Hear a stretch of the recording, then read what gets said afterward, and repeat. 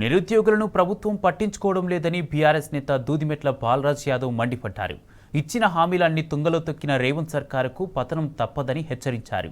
అటు నిరుద్యోగుల న్యాయమైన డిమాండ్లను పట్టించుకోకుండా వారిపై జులుం చేయడం సరికాదని బీఆర్ఎస్ నాయకురాలు రజనీ సాయిచంద్ అన్నారు. నిరుద్యోగుల పోరాటానికి గులాబీ పార్టీ సంపూర్ణ మద్దతు ఎప్పుడూ ఉంటుందని స్పష్టం చేశారు. రేవంత్ రెడ్డి సర్కారుపై కొట్లాడితే ఈ రేవంత్ రెడ్డి సర్కారు 100% కూలిపోక తప్పదు. ప్రపంచ చరిత్రలో చూసినా, దేశ చరిత్రలో చూసినా, రాష్ట్ర చరిత్రలో చూసినా తెలంగాణ ఉద్యమాన్ని నడిపిన చరిత్ర తెలంగాణ విద్యార్థి నాయకత్వానికి ఉంది.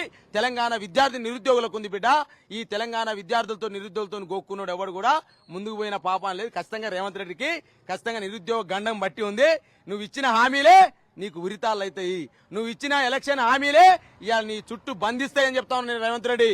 నేను అడుగుతున్నా టీ న్యూస్ ద్వారా, అయ్యా కుమార్ ఆంటీకి దగ్గర ఇంత ట్రాఫిక్ అయితేనే నువ్వు కుమార్ ఆంటీ సమస్యను పరిష్కరించినవి అంటే, కుమార్ ఆంటీ తెలుగుదేశం పార్టీకి ఓటేస్తే కుమార్ ఆంటీ సమస్య పరిష్కరించినవు అంటే, కుమార్ ఆంటీ మీద ఉన్న ప్రేమ తెలంగాణ నిరుద్యోగుల మీద రేవంత్ రెడ్డి లేదని స్పష్టమైపోయింది.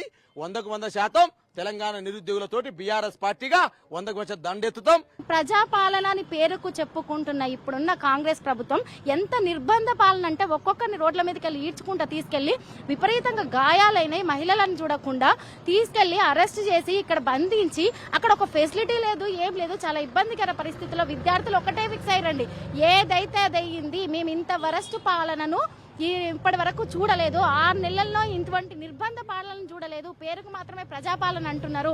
నిరుద్యోగులను చాలా ఇబ్బంది పెడుతున్నారు. ప్రభుత్వం దిగి రావాలి, నిరుద్యోగుల సమస్యలు తీర్చాలి. అంతేకాకుండా మాకు బీఆర్ఎస్ పార్టీ ఇస్తున్న మద్దతును కూడా మేము స్వీకరిస్తున్నామని చెప్పి ఈ రోజు నిరుద్యోగులు